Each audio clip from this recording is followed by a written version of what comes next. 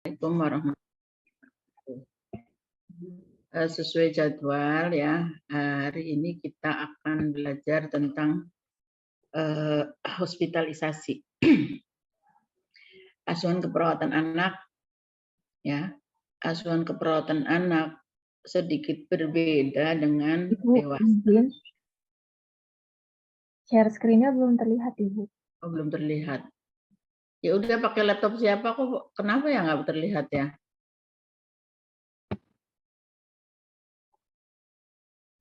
Stop dulu. Bisa, siapa yang bisa share screen? Saya, Ibu, saya bantu share screen ya, Ibu. Ya, silakan. Yang hospitalisasi dulu ya.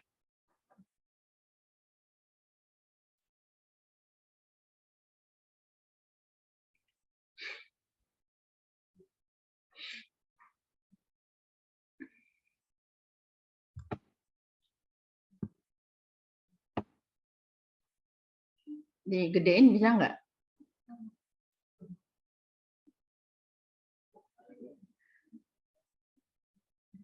Ya, oke. Berikutnya.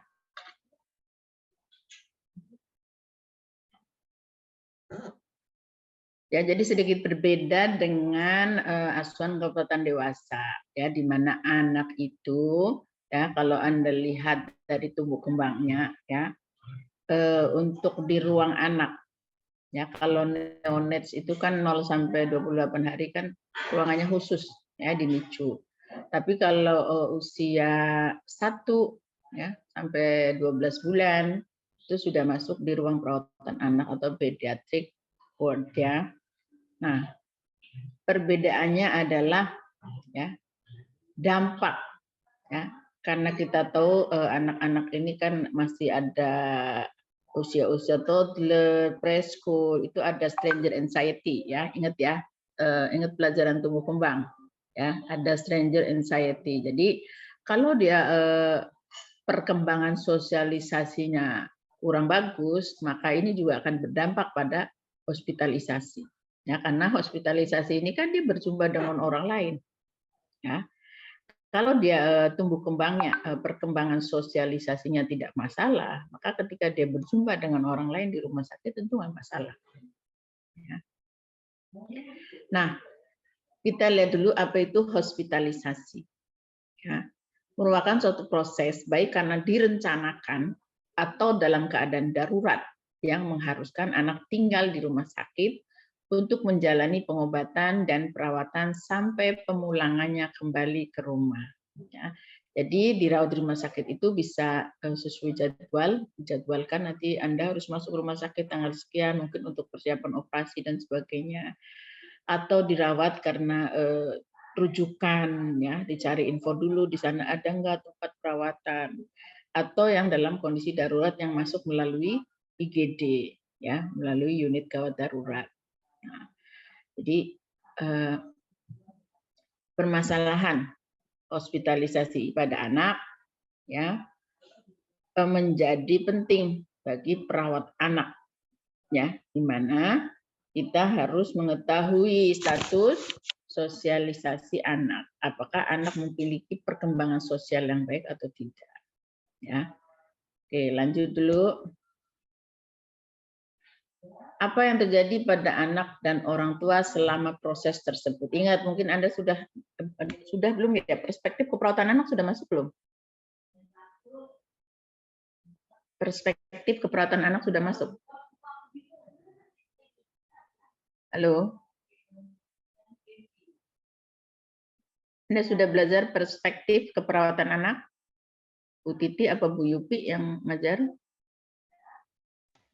Belum, Ibu. Belum, ya. Jadi pasien kita pada asuhan keperawatan adalah anak dan orang tua. Ya, ketika ketika anak dinyatakan sakit, maka bukan hanya anak yang bersama. Mungkin anak tidak tahu apa-apa, ya, tapi justru yang khawatir, yang sedih itu orang tua. Ya, jadi Anda harus care juga sama orang tua, bukan hanya sama anaknya saja. Anak mendapat pengalaman sangat traumatik dan penuh stres serta muncul perasaan cemas, marah, sedih, takut dan juga rasa bersalah. Ya, ini tergantung tingkat usia. Makanya tolong saudara nanti baca lagi ya, baca lagi konsep tumbuh kembang anak. Ya, karena konsep yang dipegang dalam asuhan perawatan anak tentunya adalah konsep tumbuh kembang. Ya, karena nanti di sana Anda akan memahami setiap tingkatan perkembangan anak. Ya, supaya Anda bisa bagaimana saya berkomunikasi dengan infant, bagaimana saya berkomunikasi dengan toddler, bagaimana saya berkomunikasi dengan preschool, school age, dan adolescent. Ya, membaca lagi konsep perkembangan anak. Ya. Mendapat pengalaman yang traumatik. Kenapa? Jangankan anak, orang dewasa aja kalau mau disuntik, ya sudah ngeri, ada yang nangis, ada yang bagaimana responnya, ada yang stres, ada yang menunggu dulu 1 jam kemarin waktu pengalaman menyuntik vaksin COVID. Itu orang dewasa. Ya. Nah, untuk anak-anak ini perlu pendekatan khusus, ya, perlu teknik khusus. Ya. Jadi kenapa melakukan restrain, melakukan pemasangan spalk ya ketika dia dipasang infus. Ya, itu juga harus diperhatikan ya. Jadi trauma ini bisa trauma fisik, bisa trauma psikologis ya. Nah, anak-anak khususnya masalahnya adalah trauma psikologis. Ya, makanya perlu pendekatan khusus. Nah, ini pendekatan khusus ini tentu saudara harus memahami tumbuh kembang tadi. Ya, dia sedang tahap apa. Ya. Sehingga ketika kita kontak dengan anak ini, ya, rasa stres, cemas ini bisa dikurangi, ya, dengan pendekatan yang benar. Ya. Rasa bersalah ini biasanya usia-usia preschool, ya, usia toddler preschool ini ada rasa bersalah juga. Ya. Mungkin kebetulan semalam saya lihat di satu video ya di YouTube itu ada anak yang itu loh yang belanja berapa juta ya. Tahu-tahu ada dia belanja online itu 2 juta gitu kan. Nah, itu kan dia anak itu sudah tahu merasa bersalah. Ya, sedemikian rupa dia minta maaf kepada orang tuanya. Ya. Itu sebenarnya kita pahami usia-usia itu tuh seperti itu. Nah, itu juga tergantung pola asuhnya juga sih. Ya, normalnya memang pada usia itu seperti itu, ya. Ketika pola asuhnya juga baik mengajarkan anak meminta maaf. Kalau meminta maaf nggak pernah diajarkan ya nggak bisa juga anak tiba-tiba bisa seperti itu, ya. Kecemasan terjadi pada orang tua karena pengalaman pertama anak dirawat, ya. Tidak mendapat dukungan emosi dan sosial dari keluarga atau tenaga kesehatan. Nah, ada di sini peran kita tuh, tenaga kesehatan. Tidak semua pasien memiliki support sistem keluarga. Ya, maksudnya keluarga ini di luar si ayah ibu. Ya, jadi ketika ada anak sakit, ayah ibu ini kan misalnya ada yang harus bekerja, ya, kemudian dia harus menunggu di rumah sakit, itu kan suatu dilema. Tapi kalau dia punya support sistem keluarga, ya misalnya kakek nenek, om tante, keponakan dan sebagainya, itu akan sangat membantu. Ya, tapi ketika semua harus dihadapi sendiri oleh orang tua si anak, ya ini juga akan meningkatkan kecemasan. Makanya harus kita pahami tadi, ya pendekatan kita bukan hanya menenangkan anak, tapi juga menenangkan orang tua. Setiap orang tua ketika anaknya divonis sakit, apalagi sakitnya serius ya seperti leukemia misalnya, ya anak yang tadinya sehat-sehat aja, biasa aja anak 5 tahun gemuk ya, biasa ceria makan dan sebagainya nggak apa-apa, tiba-tiba sakit, demam, ya demam tinggi misalnya, ya begitu dicek leukositnya tinggi atau sebaliknya leukositnya sangat rendah, ya nah, cek terus akhirnya ternyata dia didiagnosa leukemia misalnya, ya siapa orang tua yang tidak shock, ya nah, begitu juga anak yang didiagnosa DHF misalnya, ya tapi DHF-nya sudah kondisi pre-shock, ya karena terlambat membawa ke rumah sakit. Jadi sakit apapun harus dioperasi dan sebagainya, semua orang tua pasti akan cemas, sedih dan sebagainya. Belum lagi nanti masalah biaya, ya.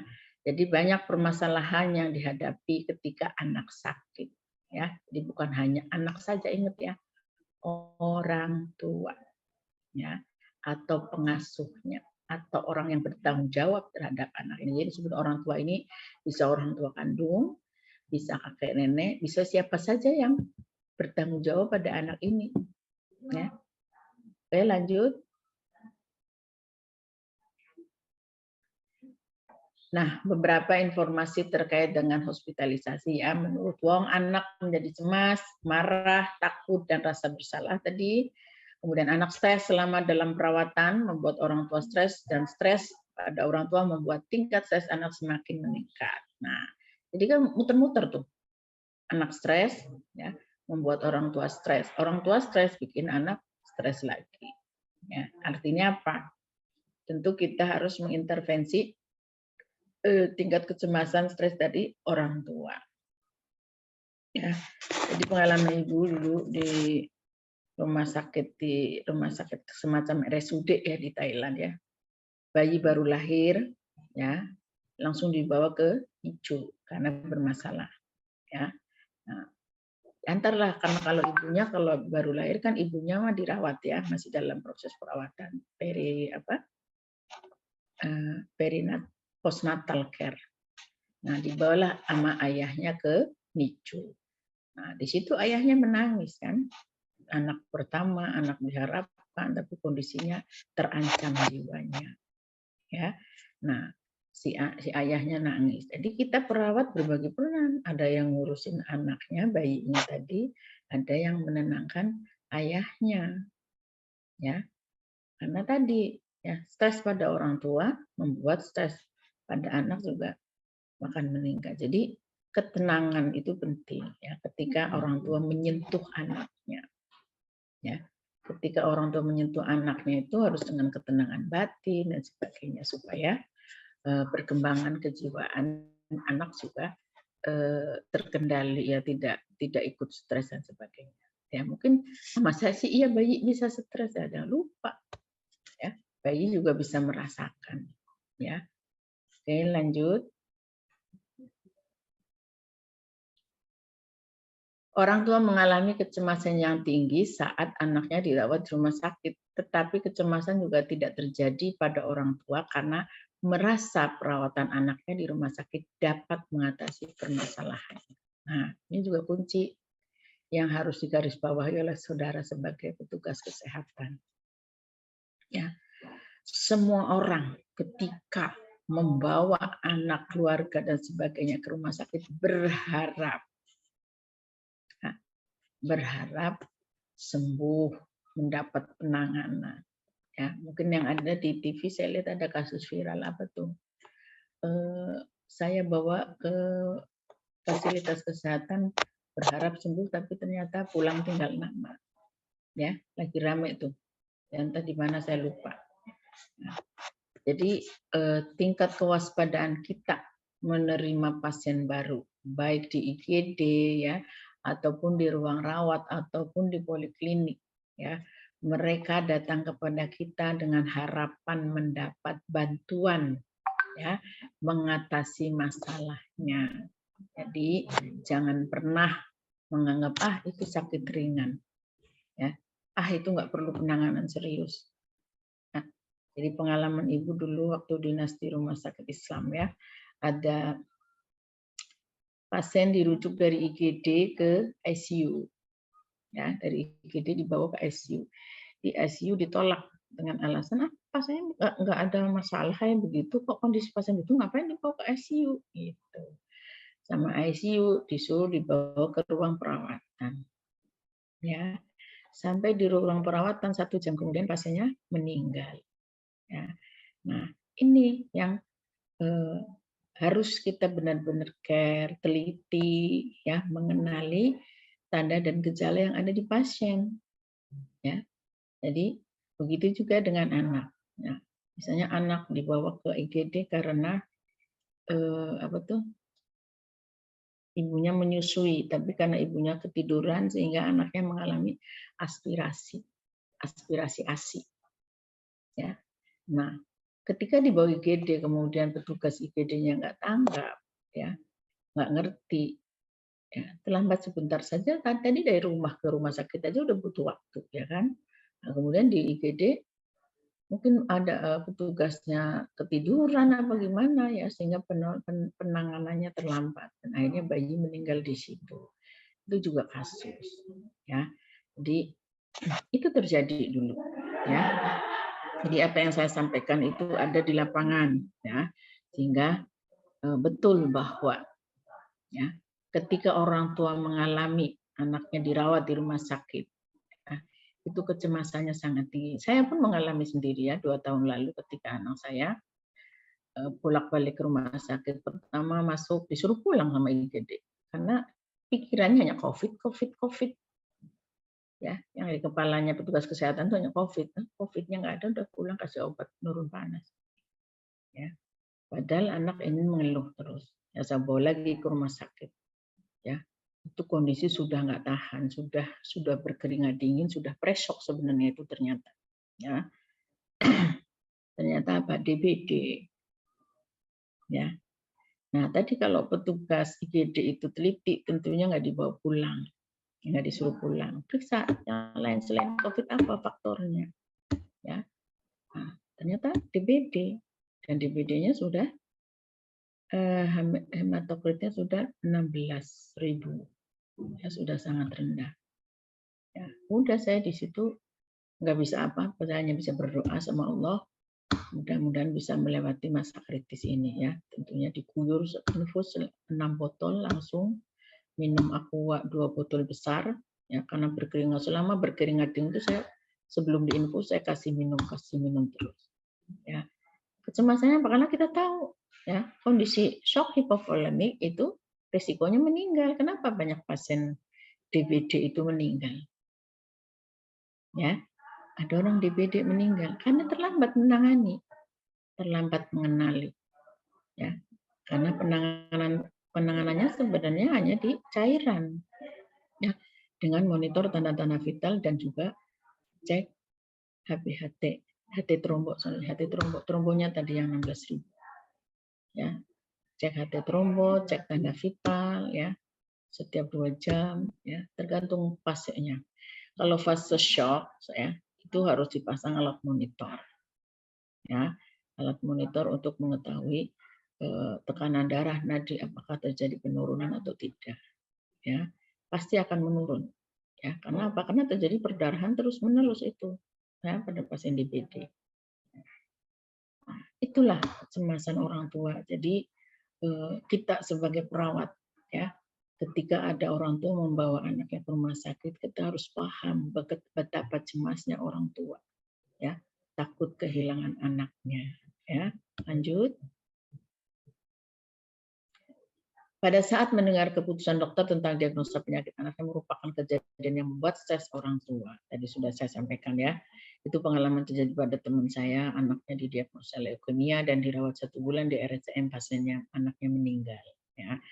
Anak adalah bagian dari kehidupan orang tuanya. Pengalaman yang mengganggu kehidupan orang tua merasa stres. Ya. Jadi apakah anak itu penyakit biasa ataukah anak itu dengan kelainan mental? Nah, jadi itu harus kita pahami. Nggak ada orang tua yang nggak sedih ketika melihat anaknya mengalami sakit, baik sakit secara fisik maupun sakit secara mental. Ya, hanya ketika orang itu sudah pasrah, ya, dia yang penting berusaha bagaimana memenuhi kebutuhan anaknya, ya, dia berusaha untuk tegar, ya. Tetapi kita tahu bahwa hatinya tetap saja hancur, ya, ketika memiliki anak yang dalam posisi tertentu tadi ya terutama anak-anak berkebutuhan khusus ya. Oke lanjut, ini tuh beberapa pernyataan ya bahwa ketika terjadi hospitalisasi atau anak dinyatakan sakit maka orang tua itu cemas ya, khawatir. Nah, perlu dukungan petugas kesehatan tadi Karena tidak semua orang tua tadi memiliki support system keluarga, ya. Jadi kita sebagai perawat lah, ya, yang memberikan support kepada keluarga. Oke, bagaimana reaksi anak, orang tua, dan saudara kandung, ya, ketika ada yang sakit? Reaksi anak bersifat individual. Ingat ya, konsep manusia itu unik, tidak sama, ya. Ada yang diem, ya, ada yang rewel, nangis. Nah, jadi Anda jangan heran nanti kalau ke ruangan anak banyak anak-anak menangis. Biarin saja nangis. Ya. Nangis itu kan respon dia terhadap kesakitan, respon dia terhadap ketakutan, respon dia terhadap ketidaknyamanan dan sebagainya. Ya. Jadi jangan Anda, anak ini mau rewel, nangis melulu. Yang ini mah nurut dia. Ya itulah, nggak sama kan, ingat ya, ingat konsep sehat sakit dulu. Ingat respon pasien terhadap apapun itu berbeda, unik, tidak sama ya. Jadi pengertian individual di sini adalah unik, tidak sama ya. Sesuai tahapan usia perkembangannya ya. Ingat tadi pasienmu usianya infan ya. Ingat konsep tumbuh kembang lagi, teorinya bisa teorinya Heffinghaus, bisa teorinya Erik Erikson. Lagi apa sih fase infan itu? Ya, infan itu kalau menurut Erikson kan lagi fase trust versus mistrust. Ya, jadi ketika dia terpenuhi kebutuhannya, dia akan percaya, menjadi pribadi yang percaya. Ya. Nah, ketika dia tidak terpenuhi, ketika lapar kok nggak ada yang ngasih makan, ketika popoknya basah kok nggak ada yang mengganti, ya, timbul pribadi yang tidak percaya, ya. Dan itu menimbulkan perilaku-perilaku negatif ke depannya kalau tidak segera diintervensi. Nah, apa fokus pengkajian? Ya, fokus pengkajian pada anak usia bayi infan adalah pre, intra, dan postnatal care-nya. Ya. Nah, tapi di sini yang kita bahas sekarang reaksi anak. Ya. Reaksi anak tadi, bayi itu hanya bisa menangis, kan nggak bisa ngomong. Ya. Toddler juga tadi 1-3 tahun. Toddler itu tergantung perkembangannya. Kalau dia melalui tahap perkembangan dengan baik, dia tidak akan takut. Ya. Dan nangis wajar. Ya, saya pernah punya pasien usia toddler itu dia nggak nangis. Ya, ketika orang tuanya pergi keluar, dia diem aja di situ, disapa senyum. Ya, jadi nggak takut ketika saya dekati. Ya. Nah, tapi tetap ada teknik ya, teknik mendekati anak usia toddler. Ya. Anda jangan langsung kontak dengan anaknya. Ya. Jangan menatap mata anak. Ya.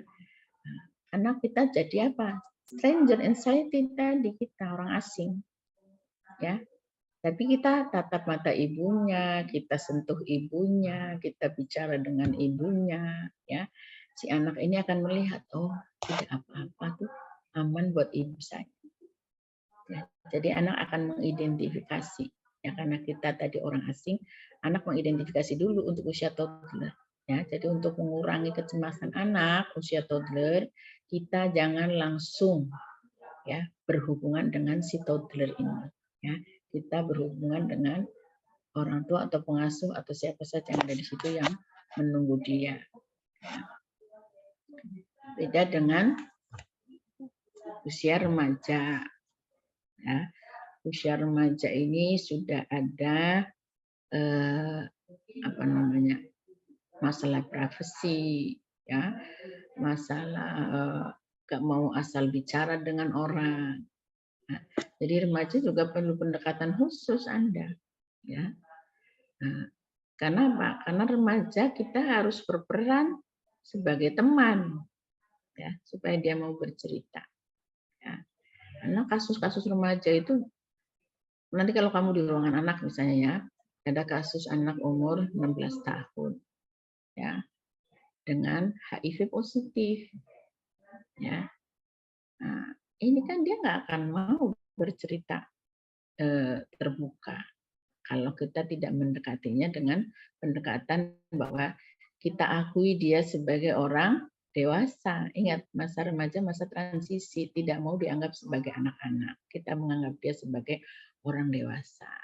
Ya, jadi mungkin kita bisa masuk dengan kesukaan, ya. Misalnya anak ini senang apa, senang main game kah, senang nonton film kah, apalah. Nah, kita bisa ngobrol dari situ. Ya. Nah, jadi untuk menggali nanti kenapa dia kena HIV dan seterusnya itu butuh waktu bertahap. Pendekatannya khusus. Ya. Anak-anak itu yang remaja biasanya kasusnya ada yang TBC. TBC-nya ini kadang yaitu karena tidak ada yang memantau meminum obat, akhirnya jatuh pada yang resisten terhadap obat. Ini kan repot juga ya. Itu anak-anak SMA, anak-anak SMP biasanya ya. Anak HIV dan sebagainya ya. Terus lagi anak-anak yang mengalami cedera karena kecelakaan motor dan sebagainya, itu anak-anak remaja. Ya. Jadi respon atau reaksi anak terhadap dirawat kembali kepada fase perkembangan yang dilaluinya. Tidak sama antara individu, ya, tetapi ada ciri khas di setiap tahapan usia. Tergantung pengalaman sebelumnya terhadap sakit. Ya. Jadi kalau dia pernah dirawat dan pengalaman dirawat sebelumnya menyakitkan, maka fase hospitalisasi saat ini dia akan menjadi lebih cemas karena dia sudah pernah merasakan ketidaknyamanan. Sebaliknya, kalau sebelumnya dia merasa aman ketika dirawat sebelumnya, maka hospitalisasi saat ini juga dia akan lebih nyaman, ya, cemasnya lebih sedikit. Tergantung sistem pendukung yang tersedia tadi ya. Keluarga dan sebagainya. Kita termasuk, ingat tadi ya, kita ini sistem pendukung bagi pasien dan keluarga. Ya, kemampuan coping yang dimiliki, ya, kemampuan coping yang dimiliki ini juga sangat mempengaruhi tingkat kecemasan seseorang. Ya, kalau kita ya sebagai petugas kesehatan tentu tahu, oh kondisi seperti ini saya harus ngapain. Ya, jadi contoh tadi, ketika anak saya mengalami pre-shock, ya, saya berusaha memonitor infusnya, saya berusaha supaya dia tetap minum, ya. Kita bantu bagaimana DBA karena cairan masuk sampai 3.000-4.000 liter itu kan otomatis urin juga akan meningkat produksinya. Tapi kan dia dalam kondisi pre-shock nggak boleh banyak bergerak. Jadi saya fasilitasi dia buang urin di tempat tidur. Nah, seperti itu dilakukan sampai kondisi membaik, ya. Sampai tanda vitalnya stabil terus. Itu kita bantu terus, yaitu mekanisme coping, ya, dengan tentu berdoa dan seterusnya. Jadi mekanisme coping itu ada yang teriak-teriak, nangis, ya. Ada yang tadi berdoa, ya, berusaha berdoa, ada yang hanya bisa nangis, teriak-teriak dan sebagainya, ya. Menyalahkan orang lain dan sebagainya. Ya, itu yang kita hadapi nanti di lapangan. Nah, Anda sebagai calon petugas kesehatan tentu diharapkan memiliki mekanisme coping yang baik. Ya, kecemasan karena perpisahan, kehilangan, perlukaan tubuh, dan rasa nyeri. Ya, kalau di Indonesia sih sebenarnya kita masih menganut boleh ditunggu orang tua. Ya, jadi pasien anak yang dirawat itu termasuk ketika COVID kemarin pun boleh ditunggu orang tua, hanya memang orang tuanya nggak boleh keluar masuk. Ya, ketika sudah di dalam ruangan rawat ya sudah di situ sampai anaknya sembuh. Tapi ketika di luar negeri, anak itu udah kita serahkan ke petugas kesehatan. Ya, dia tetap bekerja, tetap beraktivitas. Orang Jepang, emang kamu bisa apa kalau anakmu sakit? Serahkan saja sudah sama petugas kesehatan. Ya. Jadi dia tetap kerja. Jadi itulah tergantung budaya ya. Tapi di Indonesia kita menganut boleh ya orang tua boleh menunggu di dalam ruangan.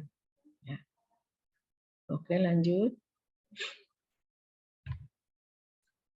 Sesuai tahapan ya, tadi 0 sampai 1 tahun, gangguan pembentukan rasa percaya dan kasih sayang sebagai dampak dari perpisahan dengan orang tua. Ya, ini tadi yang di luar negeri ya, kalau di Indonesia jarang. Ya, jarang anak tidak ditunggu dan malah kita anjurkan untuk ditunggu. Anak menangis, marah, melakukan gerakan-gerakan sebagai sikap gender anxiety pada anak usia lebih dari 6 bulan. Ya, kalau 0 sampai 6 bulan anak belum bisa apa-apa. Ya, pergerakannya masih terbatas, paling hanya 3 bulan kan baru tengkurap gitu ya. Kalau 6 bulan kan sudah bisa duduk. Ya. Menangis keras karena cemas ditinggalkan ibunya. Ini tadi tidak semua anak seperti itu. Ada juga anak yang tidak menangis. Ya, tenang. Anak menangis keras, pergerakan tubuh yang banyak, ekspresi wajah tidak menyenangkan sebagai reaksi terhadap nyeri atau perlukaan tubuh. Biasanya nggak mau disentuh sama kita, petugas kesehatan. Ya, kalau usia-usia sudah 6 bulan ke atas, sudah bisa menolak, ya, menolak untuk disentuh. Ya. Makanya istilahnya, coba pinjam tangannya, tangannya ada apanya ini. Nah, itu butuh-butuh pendekatan seperti itu. Ya, ketika kita mau melakukan pemeriksaan. Ya. Oke, lanjut. Toddler 2 sampai 3 tahun sesuai sumber stres. Sumber utamanya adalah perpisahan. Perpisahan ini kalau secara teori ini bukan masalah perpisahan hanya dirawat ya, perpisahan ketika orang tua bercerai, maka anak usia toddler ini akan merasa bersalah dan sebagainya ya, akan mengganggu perkembangannya. Tahapan respon perilaku anak, tahap protes, tahap putus asa, tahap pengingkaran atau denial ya. Menolak ya. Menolak semua tindakan. Ya, fase-fase toddler ini kan fase kalau menurut teori tumbuh kembang kan dia lagi fase egosentris kan, ya. Jadi kita harus pakai pendekatan sesuai tahapan tumbuh kembangnya ini. Ya. Tahap protes, menangis kuat, menjerit, memanggil orang tua, menolak perhatian dari orang lain. Ya, pada umumnya seperti itu. Tapi ada juga anak yang tadi yang ibu bilang, ya, dia tidak menangis ketika ibunya pergi dulu keluar dan kita temani bermain, dia mau bermain, ada ya. Makanya kembali kepada pola asuh dari kecilnya ya. Bayi itu diajak bersosialisasi keluar rumah, jangan hanya di dalam rumah. Ya. Kalau dia hanya di dalam rumah berinteraksi hanya orang-orang yang ada di rumah, maka dia akan takut ketika bertemu orang asing. Nah, jadi bayi itu harus sering diajak keluar mengenal orang-orang lain di sekitar rumah.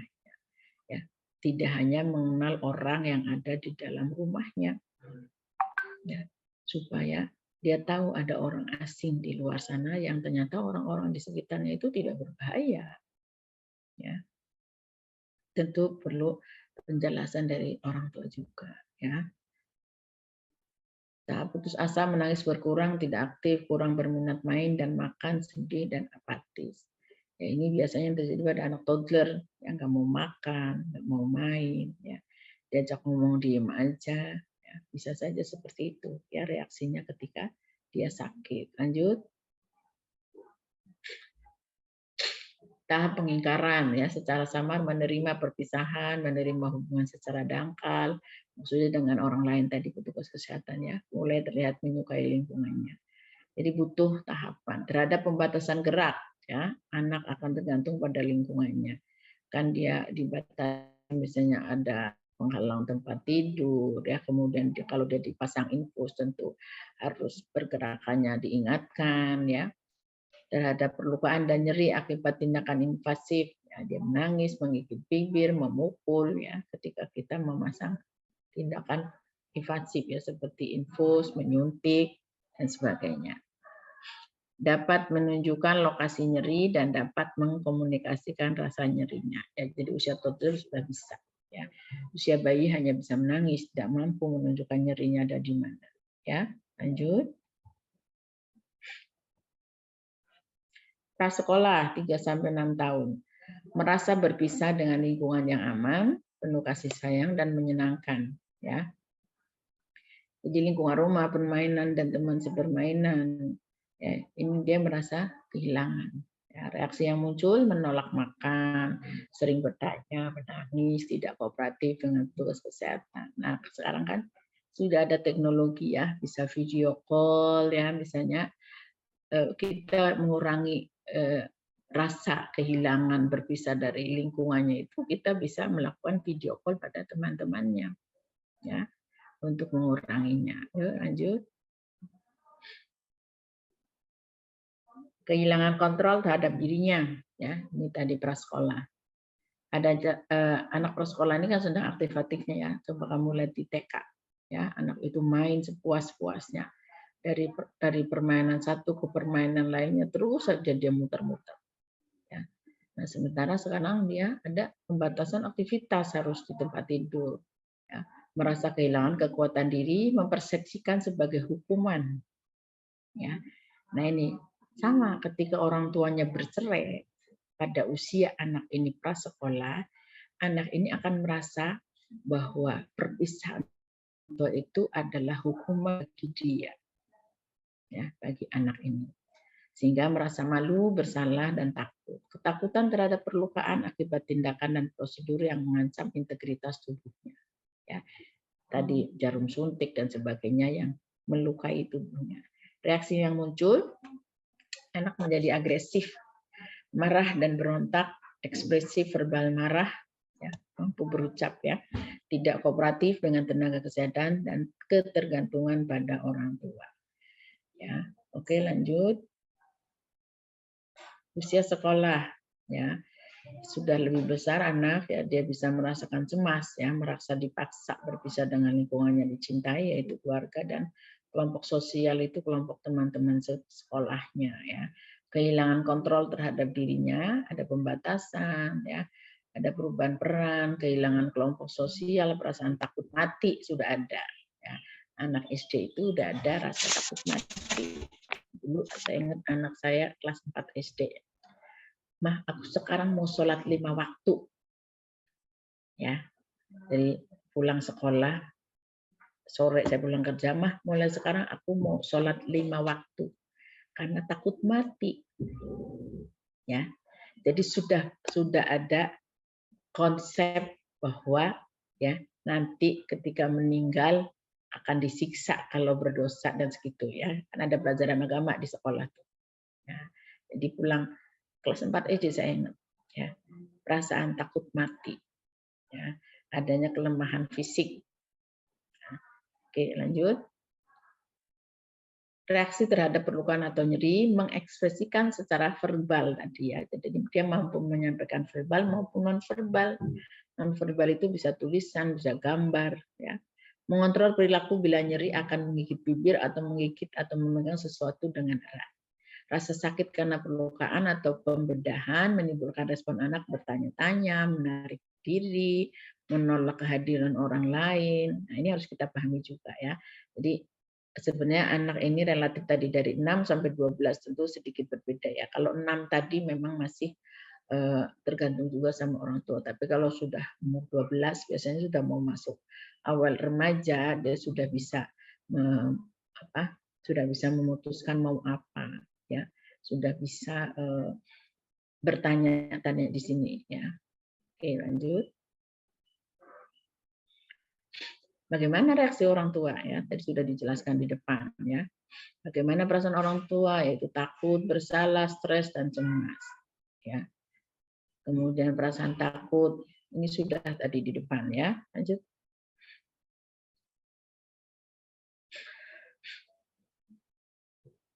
Nah, ini yang harus kita pahami, ya. Reaksi-reaksi orang tua, ya, ketika anaknya sakit. Ya, ini saya tekankan kepada saudara sebagai calon perawat, dan nanti ketika ada praktek di ruang anak, ya, Anda harus memperhatikan kondisi orang tua juga, ya, nggak cuma anaknya, ya. Lanjut. Perasaan cemas dan takut muncul saat menyaksikan anaknya mendapat prosedur yang menyakitkan. Ya, ada yang tahu misalnya apa contohnya prosedur menyakitkan? Izin menjawab, disuntik Ibu. Disuntik. Disuntik, apalagi? Semua, ya, yang dipasang di sini kan nggak nyaman, ya. Pasang NGT itu kan nggak nyaman, ya. Kemudian pasang kateter dari bawah, kemudian apalagi tindakan yang diambil lumbal fungsi, ya, pada pasien-pasien meningitis misalnya, ya itu kan diperiksa cairan cerebrospinalnya dari lumbal 3-4, ya. Itu kan prosedur yang sangat menyakitkan juga, ya. Jadi semua tindakan invasif biasanya membuat orang tua cemas, ya. Apalagi pasien yang mau dioperasi, dibius total, ya. Rasa cemas paling tinggi saat menunggu informasi tentang diagnosa penyakit anaknya, ya. Jadi masih, aduh ya Allah, anak saya sakit apa ya? Nah, masih bertanya-tanya, ya. Saat pertama kali membawa anaknya ke rumah sakit untuk dirawat karena merasa asing dengan lingkungan, ya. Kenapa? Ya, perawat itu harus humble, ya.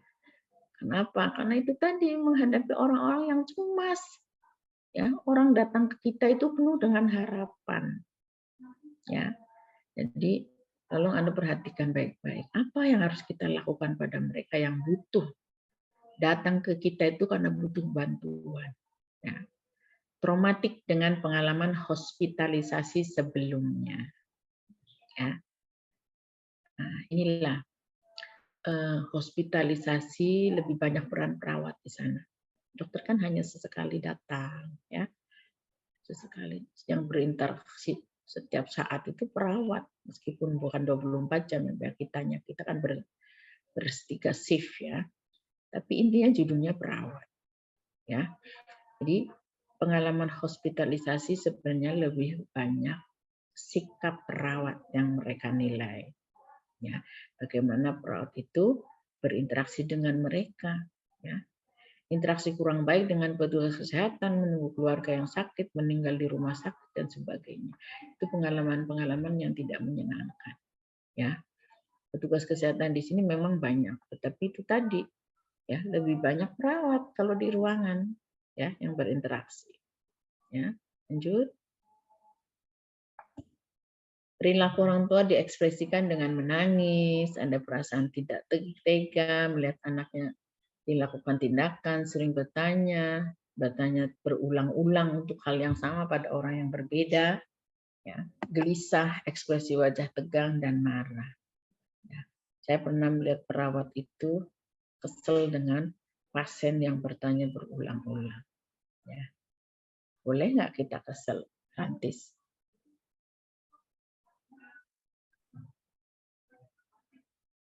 Halo, Rantis? Boleh nggak? Izin Ibu, tidak boleh Ibu, harus sabar Ibu. Ya, gunanya Anda belajar, Anda sudah belajar, ya, bahwa memang respon orang tua seperti itu. Dia akan bertanya berulang, meyakinkan hatinya, ya, meneguhkan hatinya, anaknya aman, anaknya ada harapan, ya. Dia bertanya ke perawat satu, ke perawat kedua, ketiga, dan siapa saja akan ditanya, ya. Dia menguatkan diri bahwa anaknya akan baik-baik saja, ya. Itu, ya. Jadi jangan dianggap cerewet, bawel, rese. Nah, itu kenyataannya yang Ibu lihat di lapangan, ya. Perawat masih menganggap keluarga pasien cerewet, bawel, rese. Ya. Posisikan ketika Anda berada di posisi pasien, ya, supaya Anda bisa merasakan bagaimana rasanya mau kehilangan anggota keluarga, ya, bagaimana harus berbagi peran ketika ada anak yang sakit, ya, belum lagi masalah biaya dan sebagainya, ya. Jadi tolong, ya, kita sebagai perawat harus bisa memahami itu, ya. Kenapa keluarga pasien itu bolak-balik bertanya. Saya pernah jadi pasien, saya pernah jadi keluarga pasien, memang sangat menyedihkan perawat di lapangan itu, ya. Saya nggak ngerti apakah mereka tidak belajar ataukah mereka belajar tapi mengabaikan, ya. Entah sampai kapan stigma masyarakat terhadap peran perawat itu berubah, ya, dari ibu kuliah menjadi perawat sampai ibu usia saat ini ya sudah 30 tahun lebih menjadi perawat, ya, belum ada perubahan terkait stigma tadi. Ya. Jadi saya harap saudara-saudara ke depan ya bisa memahami ini. Ya. Oke, lanjut. Perasaan sedih muncul pada saat anak dalam kondisi terminal. Ya, siapa sih yang nggak sedih ketika anak sudah dinyatakan stadium akhir, tidak ada harapan hidup, ya. Nah, perawatannya bersifat palliative care, ya ada ya di anak pun ada khusus perawatan palliative care untuk pasien-pasien terminal. Ini kembali lagi, disinilah peran kita, ya, membesarkan hati mereka, ya, supaya mereka bisa menerima, menghabiskan waktu bersama di sisa-sisa usia anak. Bila orang tua sedih yang teramat sangat, berduka, mengisolasi diri, tidak mau didekati orang lain, dan tidak kooperatif dengan petugas kesehatan. Ya. Wajar ini, ya. Tapi bukan berarti mereka tidak kooperatif terus Anda marah. Tidak, ya. Terus pahami kenapa dia tidak kooperatif. Kenapa dia mengisolasi diri, tidak mau didekati orang lain. Ya. Tetap kita, meskipun dia menolak, ya, tetap kita perhatikan, kita pantau, tetap kita informasikan, ya. Nah, kita besarkan hatinya, ya. Beberapa rumah sakit saya lihat sudah bagus di sini, ya, rumah sakit besar saya melihat seperti RSCM, ya, Darmais, ya saya lihat sudah bagus, ya, bagaimana mereka menyampaikan, ya, berperan di sini ya pada orang tua yang anaknya menjalani palliative care, ya. Oke, lanjut. Frustasi muncul pada anak pada saat anak dirawat dalam waktu lama, ya, dirasakan tidak ada perubahan menuju sembuh, tidak ada kuatnya support psikologis dari keluarga ataupun kerabat, ya. Perilaku orang tua biasanya tidak kooperatif, putus asa, menolak tindakan, dan pulang paksa. Ya. Jadi pasien-pasien yang sudah frustasi biasanya mereka minta pulang paksa. Pulang paksa itu hak pasien, ya. Yang penting kita jangan lupa administrasi. Ya, ketika pasien pulang paksa harus menandatangani. Kenapa? Karena kita petugas kesehatan tidak boleh memulangkan pasien dalam kondisi belum pulih. Ya, pasien boleh pulang dengan kriteria tertentu. Nah, ketika pasien pulang paksa, dia harus menandatangani, ya, pernyataan bahwa dia yang meminta pulang, bukan kita yang memulangkan. Itu penting, ya, kaitannya dengan hukum nanti. Kalau ternyata baru keluar pintu, baru masih di pagar misalnya, pasiennya meninggal, ya bisa aja seperti itu, ya. Waktu itu pernah ada, baru mau ke ambulan, ya, dari ruang rawat, pasiennya meninggal. Padahal dari ruangan ke ambulan pun kita tetap sokong oksigen, ya. Tetap kita beberapa alat masih dipasang sampai ke tempat ke ambulan, ya, nanti di ambulan tentu pakai alat di ambulan. Nah, yang penting pasiennya keluarga sudah menandatangani pulang paksa. Jadi kita kalau pasien meninggal juga kita tidak dituntut secara hukum. Tapi kalau kita lupa, ya, lupa tadi meminta mereka menandatangani surat pulang paksa, nah, kita bisa dituntut. Bisa aja kan keluarganya iseng, padahal dia tadi minta pulang sendiri, tapi sekarang dia nuntut, ya, pasien meninggal kita dituntut. Bisa saja, ya, makanya kita harus berhati-hati ketika memulangkan pasien, ya. Oke, lanjut. Nah, reaksi sibling itu siapa sih? Nurhalisa? Ada nggak Nurhalisa? Nurhalisa nggak ada wajahnya soalnya, mana? Halo, Nurhalisa tidur? Saya lebih suka Anda tidak memunculkan gambar, tapi menjawab ketika di tanya. Ya, Anda boleh tutup kamera, tapi ketika ditanya langsung menjawab. Ya.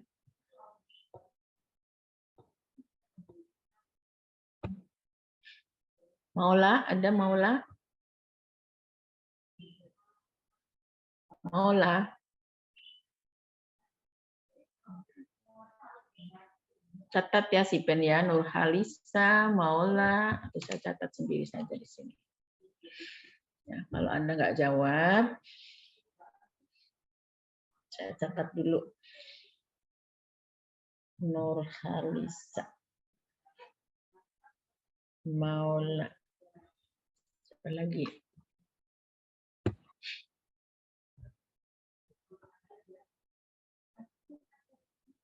Aisyah Arifah ada? Nur Aini Fajar. Ada, Ibu. Nur Aini Fajar. Ada, Ibu. Hilda.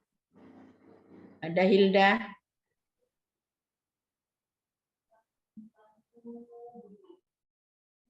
Nanti kalau Anda nggak bisa jawab soal, saya yang disalahin. Ya, padahal Anda tidak menyimak ketika saya menjelaskan. Siapa bisa jawab apa itu sibling? Izin menjawab, Ibu, saudara kandung. Saudara kandung, ya. Perilaku orang tua pada dasarnya tidak boleh ada perbedaan perlakuan terhadap anak sakit maupun sehat. Ya. Anak sakit memerlukan kehadiran orang tua secara fisik pada awal perawatan, kondisi akut, dan terminal. Prioritas perhatian kepada anak yang sedang sakit, baik kehadiran, uang, makanan, dan perlengkapan lainnya, konsekuensinya anak yang lainnya ditinggal di rumah. Ya, kita jadi perawat kadang-kadang harus bijaksana. Ya. Kadang ada orang tua yang punya anak tadi satu sakit, satu sehat. Ya. Nah, peraturan di rumah sakit tidak boleh anak sehat masuk ke ruang perawatan. Ya. Permasalahannya si ibu ini nggak punya orang lain untuk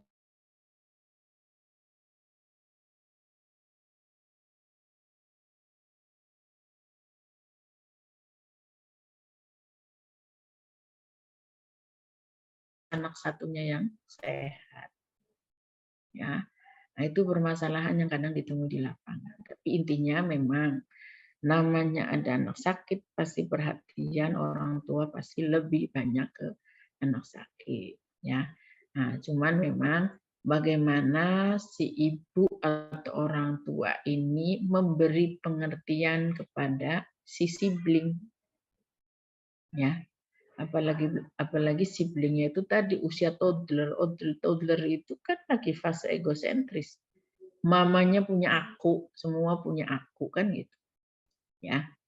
Nah, jadi jangan sampai ada permasalahan yang timbul pada si sibling yang sehat. Ya.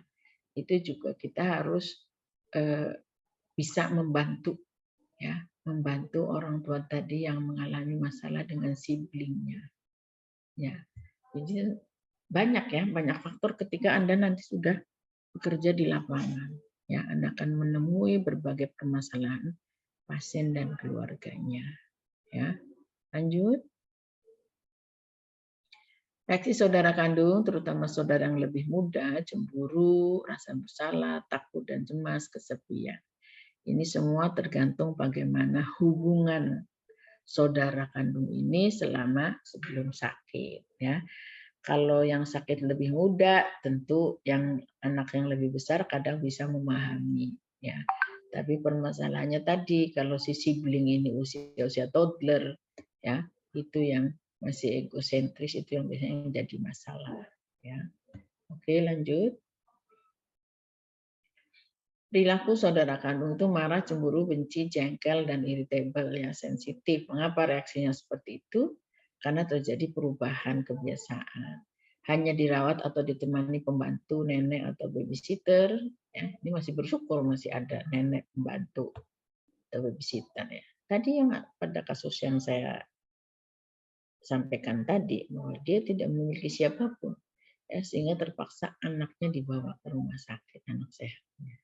Kurangnya informasi tentang kondisi sakit atau tidak ada kuatnya informasi dari orang tua tentang kesehatan saudaranya yang sedang sakit. Nah, inilah kadang-kadang orang tua ini memiliki kemampuan terbatas bagaimana berkomunikasi dengan anak sesuai tahapan usianya tadi. Ya, sebenarnya kalau orang mau belajar dengan adanya teknologi HP saat ini, ya, kita tinggal klik cari tahu bagaimana berkomunikasi dengan anak usia ini, bagaimana dan seterusnya. Ya, banyak informasi yang bisa kita dapat, tetapi tentu juga kembali lagi, ya, kita juga harus bisa menyaring apa yang ada di internet, ya, karena tidak semua yang ada di internet itu benar. Itulah permasalahannya. Kenapa wanita itu harus pinter, harus berpendidikan, itu dalam rangka apa? Anak wanita adalah calon ibu, ibu adalah sekolah pertama bagi anak, ya, sekolah pertama anaknya itu ibu, ya, keluarga terdekat. Oke, lanjut. Nah, intervensi keperawatan, ya, prinsip intervensi keperawatan fokus pada keluarga dan juga masalah traumatic care. Ya, ini, ya, di anak itu ada khusus konsep traumatic care. Ya. Jadi bagaimana anak-anak ini terhindar dari permasalahan trauma akibat dirawat. Ya. Untuk intervensi, minimalis stresor, maksimalis manfaat hospitalisasi, memberi dukungan psikologis pada anggota keluarga, mempersiapkan anak sebelum dirawat di rumah sakit. Ya, ini tentunya nggak semua orang bisa mempersiapkan anak sebelum dirawat di rumah sakit. Butuh kemampuan tertentu. Ya. Oke, lanjut. Minimalis stresor, ya, dengan mencegah atau mengurangi dampak perpisahan. Mencegah kehilangan kontrol, mengurangi rasa takut akan perlukaan tubuh, dan rasa nyeri. Lanjut.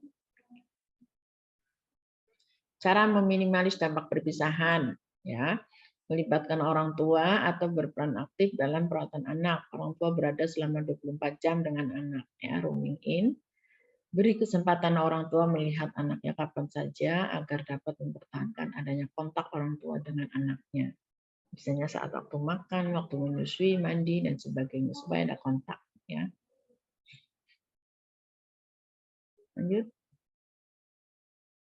Memodifikasi ruang perawatan, membuat situasi seperti di rumah, dekorasi ruangan bernuansa anak-anak, ya. Mempertahankan kontak dengan kegiatan sekolah, memfasilitasi pertemuan dengan guru dan teman sekolah, membantu melakukan surat menyurat dengan siapapun yang diinginkan anak. Nah, sekarang nggak pakai surat-suratan lagi, ya, tadi bisa langsung video call, ya, bisa langsung WA dan seterusnya.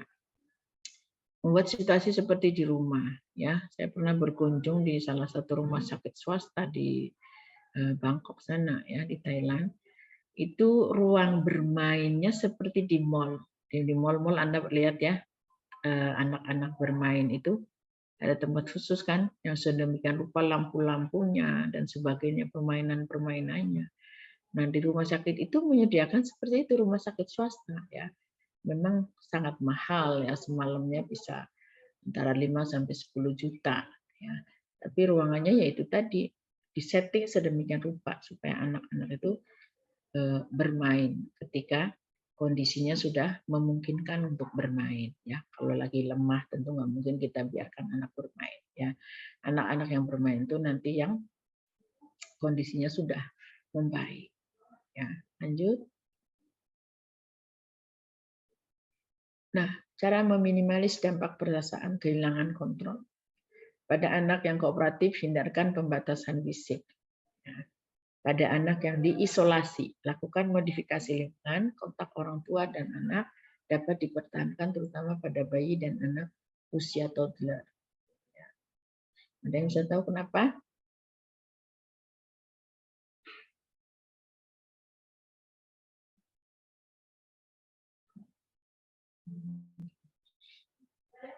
Ayo, kaitannya dengan tumbuh kembang.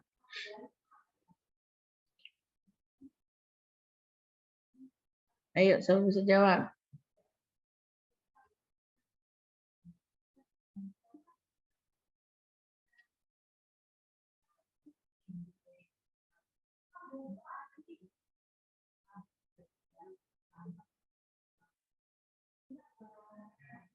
Tadi loh, masih ada stranger anxiety ya pada anak usia bayi dan toddler. Ya, buat jadwal kegiatan harian, ya, prosedur terapi, latihan bermain, aktivitas lain untuk menghadapi perubahan kebiasaan atau kegiatan. Ya, jadi terapi bermain itu salah satu intervensi. Ya.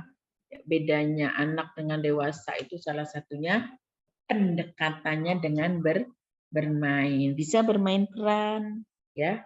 Misalnya pasien yang akan dioperasi, ya, di mana kebutuhan cairannya harus terpenuhi, ya. Kita bermain peran dengan bertamu, ya. Jadi kita mungkin jadi tuan rumahnya, anak ini jadi tamunya, kemudian disiapin minum ketika bertamu, ya silakan diminum, ya. Itu bermain peran di situ, ya, supaya anak itu minum berkali-kali dan mau minum, ya. Itu salah satu contoh aja, ya. Fokuskan intervensi keperawatan pada upaya mengurangi ketergantungan. Beri kesempatan anak mengambil keputusan, libatkan orang tua dalam perencanaan kegiatan asuhan keperawatan. Ya. Ini kenapa tulisannya lompat-lompat ya? Oke, lanjut.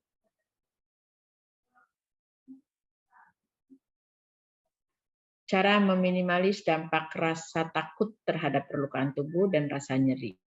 Mempersiapkan anak dan orang tua secara psikologis untuk prosedur tindakan yang menimbulkan perlukaan atau nyeri, beri penjelasan dan dukungan psikologis, lakukan permainan lebih dahulu sebelum mempersiapkan fisik anak, bercerita, menggambar, menonton video dengan cerita yang berkaitan dengan prosedur tindakan. Tunjukkan rasa empati sebagai pendekatan utama. Ya, empati ini nggak mudah kalau Anda punya sikap cuek. Ya, jadi perawat itu nggak boleh cuek. Ya, kita harus punya sikap empati. Berempati tadi, bagaimana kalau kita ada di posisi dia, ya, di posisi keluarga ini. Ya, lanjut. Pertimbangan untuk menghadirkan orang tua pada saat dilakukan tindakan. Ya, sejauh ini tadi yang saya bilang di Indonesia kita menganut, ya, bahwa orang tua boleh menunggu satu orang, ya. Nah, tadi kalau di luar negeri biasanya memang tadi diserahkan sama petugas kesehatan, nah, tapi pada tindakan tertentu boleh menghadirkan orang tua, ya. Oke, lanjut. Pada tindakan pembedahan elektif, lakukan persiapan khusus jauh sebelumnya, seperti mengorientasikan kamar bedah. Tindakan yang akan dilakukan dokter bedah melalui cerita gambar, film, ya.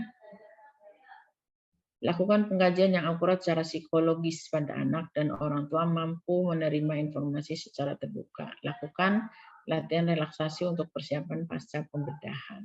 Ya, jadi kalau kita lihat ya di buku-buku yang dari luar negeri ya, memang perawat dokter di ruang anak itu benar-benar melakukan pendekatan menggunakan permainan-permainan, ya, seperti tadi operasi itu yang mau dioperasi apanya, misalnya kakinya, ya, dia menggunakan boneka tuh, menjelaskan pakai boneka, kemudian bonekanya nanti dilakukan apa, dipakai cerita, ya, bercerita di kakinya ada apanya, terus nanti akan diobati di kakinya dan seterusnya, ya. Jadi menggunakan pendekatan seperti ini sebelum dilakukan operasi, ya.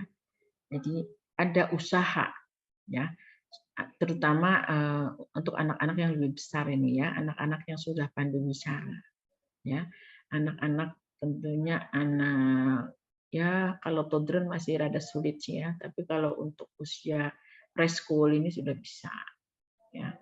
Kemampuan berbahasanya sudah cukup lancar sehingga bisa diajak komunikasi, ya. Lanjut. elektif itu pilihan. Jadi operasi itu ada yang sitok. Kalau sitok kan segera, hari ini ada masalah, jam sekian ada masalah, jam sekian juga harus disiapkan operasi, itu sitok. Kalau elektif itu operasi yang dijadwalkan, ya, yang sudah terjadwal kapan akan dilakukan operasi. Maksimalis manfaat hospitalisasi anak, membantu perkembangan orang tua dan anak. Hospitalisasi sebagai media untuk pembelajaran orang tua, meningkatkan kemampuan kontrol diri, dan fasilitasi anak untuk tetap menjaga hubungan sosialnya. Jadi di sini peran perawat anak, ya. Nomor B, hospitalisasi sebagai media pembelajaran orang tua, ya. Di asuhan keperawatan anak itu satu kompetensinya adalah pendidikan kesehatan. Ya, tidak boleh hari ini anak A masuk dengan diare, besok masuk dengan diare lagi. Ya, nah, kita sebagai petugas kesehatan harus mengedukasi si ibu yang anaknya diare tadi, supaya jangan nanti sakit dengan, harus cari tahu penyebab diarenya apa. Harus kita edukasi. Ya, jadi hospitalisasi ini sebagai media untuk pembelajaran orang tua supaya merawat anaknya lebih baik lagi. Karena di sana ada tugas kita sebagai perawat mengedukasi. Ya, jadi perawat anak itu harus selalu mengedukasi supaya anak-anak ini tidak sakit kembali. Ya, lanjut. Membantu perkembangan orang tua dan anak dengan cara memberi kesempatan pada orang tua untuk mempelajari tumbuh kembang anak, reaksi anak terhadap stresor yang dihadapi selama dirawat di rumah sakit. Ini juga harus kita ajak bicara orang tuanya, ya. Edukasi lagi di sini, ya. Lanjut. Hospitalisasi sudah tadi, ya. Sama, lanjut. Nah, ini meningkatkan kemampuan kontrol ini dengan memberi kesempatan pada anak untuk mengambil keputusan, mengurangi ketergantungan pada orang lain dan percaya diri, memberikan penguatan yang positif melalui pujian pada anak dan orang tua. Terkait mengambil keputusan, ya. Mengambil keputusan tindakan memang dilakukan oleh orang dewasa, tapi pernah ada kasus anak dengan gagal ginjal yang harus cuci darah terus-menerus. Dan anak ini sudah menyerah pada kondisi tertentu, ya, tadi pasien terminal, ya. Anak 16 tahun ini memutuskan untuk berhenti melakukan cuci darah. Ya, memang ini dilema. Di satu sisi seolah-olah kita membiarkan mati, gitu kan? Karena kan kalau tidak cuci darah kemungkinan meninggalnya ada, gitu kan? Tapi anak ini juga sudah tidak mau sakit lagi. Sudah capek lah sakitnya. Ya. Kalaupun meninggal, dia ingin meninggal dengan tenang. Ya. Jadi anak ini mengambil keputusan, meminta kepada keluarganya, ya, hanya dibahas dengan petugas kesehatan dan akhirnya kalau nggak salah ini diizinkan, ya, izinkan, ya, sesuai dengan keputusan anak 16 tahun tadi. Ya. Dan memang akhirnya meninggal, ya. Tapi itu keputusan yang sudah diambil oleh anak ini dan tentunya dukungan keluarga, ya, karena pasien terminal, ya. Pada kondisi seperti ini dia sudah pasien terminal, kalau tidak cuci darah dia meninggal, ya. Oke, lanjut. Fasilitasi anak untuk tetap menjaga hubungan sosial, ya, baik dengan sesama pasien, teman sebaya atau teman sekolah. Beri kesempatan untuk saling kenal dan membagi pengalaman, fasilitasi interaksi dengan petugas atau sesama. Nah, jadi biasanya kalau nanti Anda mau melakukan terapi bermain ini bisa kelompok, bisa individu, ya. Jadi kalau kelompok, misalnya kelompok usia toddler, kita kumpulin anak-anak toddler. Anak toddler itu biasanya mainnya apa? Ya. Anak prasekolah biasanya mainnya apa? Anak sekolah biasanya mainnya apa? Ya, jadi kalau mau bermain kelompok ya kita kelompok yang usianya sama. Atau hanya dikumpulkan saja, ya, tapi Anda menyiapkan permainan sesuai dengan tingkat usia. Ya, bisa ada seperti itu. Jadi nanti di ini, ya, di topik berikutnya bermain. Yuk lanjut. Dukungan pada keluarga, berikan dukungan untuk mau tinggal dengan anaknya di rumah sakit. Fasilitasi keluarga untuk berkonsultasi dengan psikolog atau ahli agama bila mengalami masalah psikososial dan spiritual. Dukungan untuk menerima kondisi anaknya dengan nilai atau norma yang diyakininya, fasilitasi untuk menghadirkan saudara kandung, keluarga yang berdampak positif pada anak. Ya, bisa saudara kandung, teman tadi. Kalau anak sekolah itu biasanya teman sekolahnya, ya bisa kita hadirkan. Atau tadi kehadiran itu tidak harus fisik di rumah sakit, ya, tapi juga bisa melalui Zoom, ya, dan dia atau video call dan sebagainya. Yuk lanjut. Persiapan anak untuk hospitalisasi sebelum masuk rumah sakit, siapkan ruang rawat sesuai dengan tahapan usia.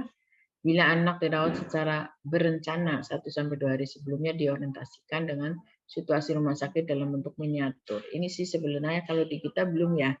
Ini karena konsep dari luar negeri seperti itu. Tapi di Indonesia sih saya rasa belum ada ya masuk. Kadang masuk pun ngantri ya. Oke lanjut. Hari pertama dirawat, kenalkan perawat dan dokter yang akan merawatnya. Orientasikan anak dan orang tua pada ruang rawat dan fasilitas yang bisa digunakan. Kenalkan dengan pasien lain yang sekamar. Ya, lanjut. Berikan identitas pada anak, papan nama, gelang nama, jelaskan peraturan rumah sakit dan jadwal kegiatan yang akan dijalani. Lakukan pengkajian riwayat keperawatan dan pemeriksaan fisik serta lainnya sesuai dengan program. Ya. Lanjut. Nah, sakit dan hospitalisasi menggambarkan dua stres yang paling berarti dalam pengalaman anak dan keluarga.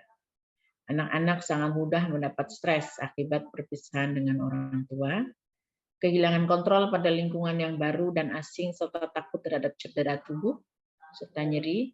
Begitu pula anggota keluarga, terutama orang tuanya, menanggung stres yang sama, walaupun secara fisik tidak merasakan. Ya, oke. Tolong langsung ke topik berikutnya ya, sudah jam 9. Kita sampai jam berapa sih?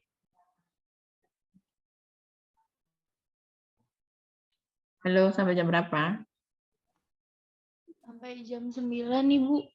Karena ada jam selanjutnya. Jam selanjutnya apa?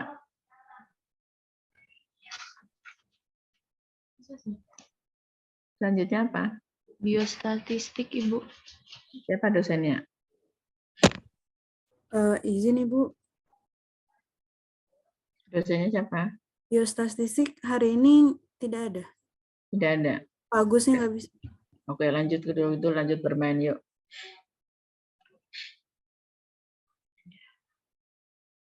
Gedein ya. Yuk lanjut. Bermain merupakan kegiatan yang dilakukan secara sukarela untuk memperoleh kesenangan atau kepuasan. Itu bermain pada umumnya ya. Bermain merupakan cerminan kemampuan fisik. Nah, tolong didengar baik-baik. Kemampuan fisik, intelektual, emosional, dan sosial. Bermain merupakan media yang baik untuk belajar. Berdasar Undang-Undang Nomor 23, setiap anak berhak untuk beristirahat dan memanfaatkan waktu luang. Bergaul dengan anak sebaya, bermain, berkreasi dan berkreasi sesuai dengan minat, bakat, dan tingkat kecerdasannya demi pengembangan diri. Ya. Jadi dunia anak itu memang dunia bermain, maka ada undang-undangnya. Kenapa anak nggak boleh bekerja mencari nafkah? Ibu izin masuk. Apa? Izin masuk. Ternyata di jam 9 ini ada PBAK Ibu sama Bu Nelly. Bu Nelly. Ya. Oke. Minta 10 menit nanti ya. Oke, lanjut.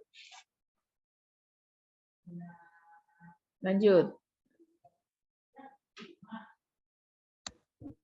Saya bilang Bu Nelly dulu.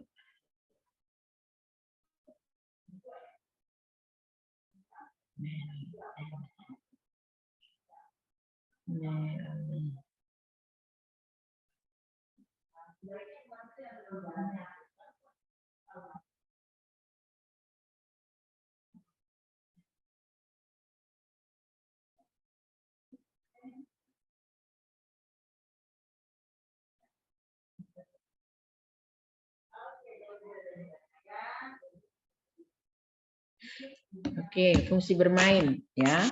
Salah satunya adalah perkembangan motorik, sensori motorik ya. Kemudian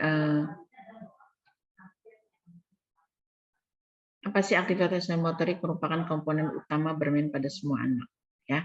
Jadi aktivitas sensori motorik ya. Sensori itu kan apa sih? Rasa ya, dengan menyentuh pasir ya, menyentuh apa tuh? Apa? Yang kayak lilin apa tuh? Ada yang tahu yang bisa dibentuk? Plastisin. Plastisin, Ibu. Ya, itu ya. Itu salah satunya ya. Jadi anak itu bisa merasakan ya. Kemudian motoriknya bergerak ya. Mengeksplorasi aktivitas fisik ya untuk perkembangan otot dan memberikan tujuan utama melepaskan energi yang berlebihan ya. Cuma nanti Anda harus bisa bedakan ya, mana anak yang bermain normal, mana anak yang hiperaktif ya. Bermain sensori motorik menjadi berbeda seiring dengan meningkatnya kedewasaan ya, seperti bermain games, papan luncur dan sepeda. Atau apa tuh yang lompat-lompat dinding itu, parkour apa? Ya, lanjut. Parkour ya. Nah, ada juga perkembangan intelektual ya. Jadi melalui eksplorasi anak belajar tentang warna, ukuran, tekstur dan signifikansi objek. Anak belajar signifikansi angka, menghubungkan kata dengan benda, memahami konsep yang abstrak, hubungan ruang di atas atau di bawah ya. Dan selanjutnya. Oke, lanjut. Ya, karena waktunya terbatas ya. Langsung. Bisa. Lanjut dulu. Lanjut lagi. Ini nanti bisa Anda baca ya, terkait dengan konsep bermain di rumah sakit ya. Konsep bermain di rumah sakit, lanjut, ini bisa Anda baca. Ini klasifikasi bermain juga bisa Anda baca. Terus lanjut. Ini bisa Anda baca ya, jenis-jenis atau apa permainan yang sesuai. Lanjut. Terus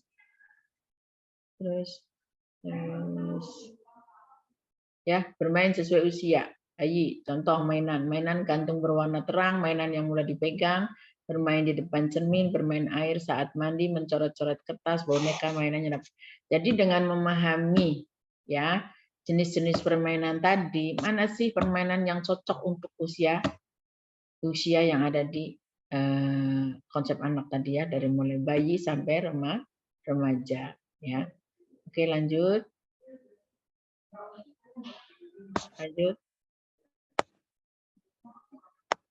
Ini untuk toddler ya mainannya. Jadi dari jenis-jenis permainan sesuai dengan usia, tolong ini Anda pahami ya. Hanya di situ ada klasifikasi apa, ada parallel play, solitary play gitu ya, sesuai dengan jenis permainannya. Lanjut yang penting aja mana. Ini juga bisa Anda baca. Lanjut.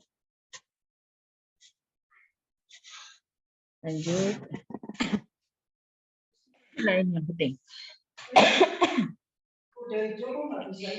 Tujuan bermain di rumah sakit ya, supaya anak tetap dapat melanjutkan pertumbuhan dan perkembangan yang optimal ketika dia dirawat, apalagi yang dirawat lama ya, dapat mengekspresikan perasaan, keinginan dan fantasi atau ide-ide, serta mengembangkan kreativitas dan kemampuan menyelesaikan masalah, serta dapat beradaptasi secara efektif terhadap stres karena sakit dan dirawat. Ya, lanjut dulu. Nah, prinsip bermain di rumah sakit ya, tidak boleh bertentangan dengan terapi dan perawatan yang sedang dijalankan ya. Jadi kalau pasien itu masih terpasang oksigen, itu belum boleh bermain tadi kan di depan ya. Bermain itu harus ada fisik ya. Jadi fisiknya harus bagus. Jadi ketika anak itu masih butuh bantuan oksigen, maka tidak boleh Anda ajak bermain ya. Tidak membutuhkan energi banyak ya, itu prinsipnya. Jadi kalaupun nanti dia masih pakai infus, boleh selama pakai infus ya, anak masih bisa bergerak bebas, ya. Tapi tentu mainnya yang duduk saja, ya. Tidak boleh permainan yang membutuhkan energi.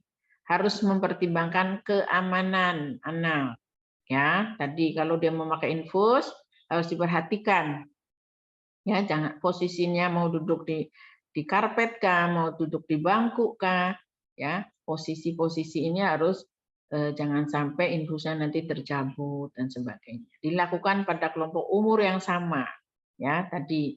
Jadi kalau Anda nanti membuat proposal terapi aktivitas bermain, ya misalnya untuk anak toddler, ya untuk preschool, ya tadi kan di depan ada ya untuk toddler tuh mainnya apa yang cocok, preschool mainnya apa yang cocok, ya dan seterusnya. Melibatkan orang tua. Ya, jadi Anda harus izin sama orang tuanya, harus dijelaskan bahwa Anda akan melakukan terapi aktivitas bermain. Pada hari apa, jam berapa, tentu koordinasi juga dengan si ruangan, ya. Karena jangan mengganggu tadi, jangan mengganggu bertentangan dengan terapi, ya. Jadi ditanya satu persatu nanti anaknya jam sekian ada tindakan apa.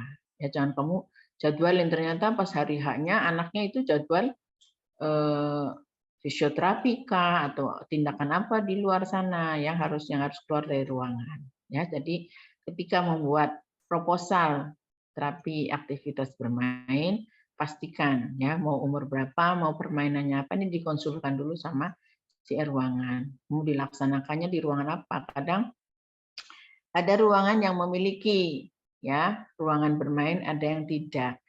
Kalau tidak, bisa saja di satu ruangan itu kebetulan misalnya ada anak toddler beberapa, bisa jadi di tempat tidur masing-masing bisa, ya. Tapi tidak hanya satu anak di ruangan itu, ya. Bisa lebih dari satu, ya. Tapi kalau dia punya ruangan bermain, biasanya kita bawa anak-anak ini ke ruang bermain, ya. Dan jangan lupa, ya, ketika dalam melakukan permainan ini biasanya ada anak yang berhasil, maka kita biasanya memberikan hadiah. Ya, hadiahnya nggak usah mahal-mahal ya. Yang ini aja yang murah saja, karena anak itu pada dasarnya senang ketika mendapatkan sesuatu. Oke, lanjut.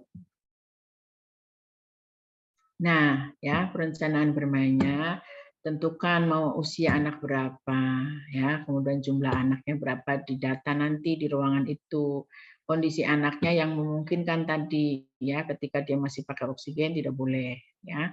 Tujuan bermainnya untuk apa, waktu bermainnya kapan, aktivitas bermainnya diuraikan di sini, kegiatan bermain yang akan dilakukan apa, apakah mewarnai, ya, atau apa terserah kalian, atau menyusun puzzle, ya.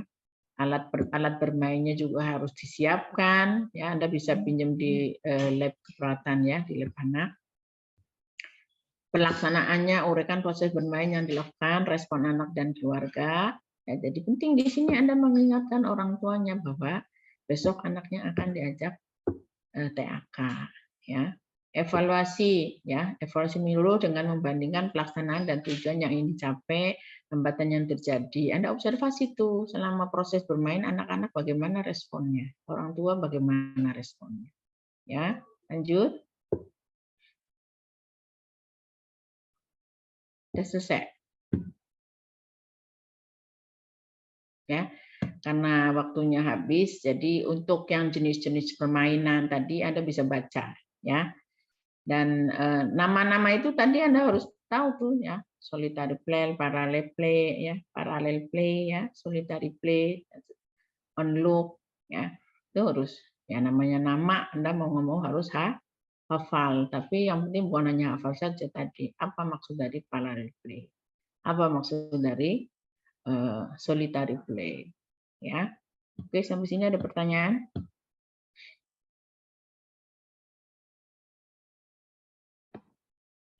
Tidak ada.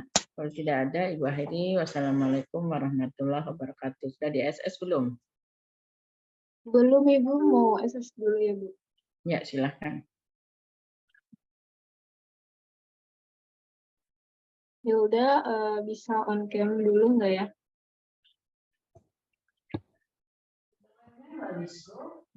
Nggak bisa ya? Nggak bisa.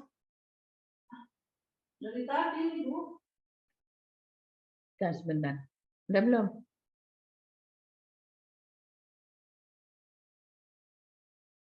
Ya, tolong jadi Anda meskipun daring ya, jangan seenaknya tidur ya.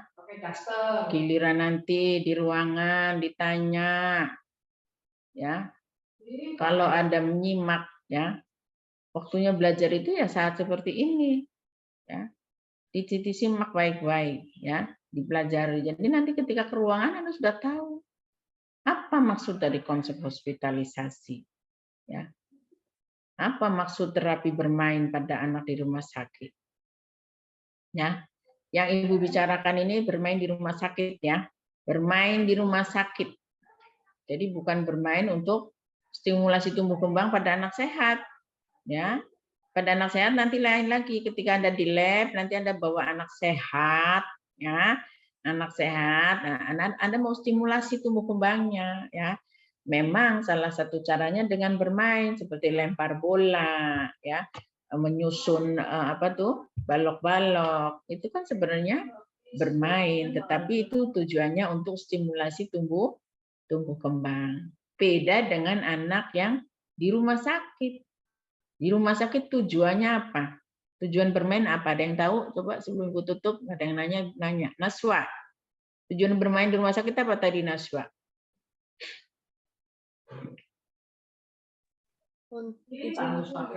menghindari Tujuan ya. Tujuan menghindari itu, trauma pada perawatan, Ibu. ya, mengurangi dampak hospitalisasi ya. Mengurangi dampak hospitalisasi.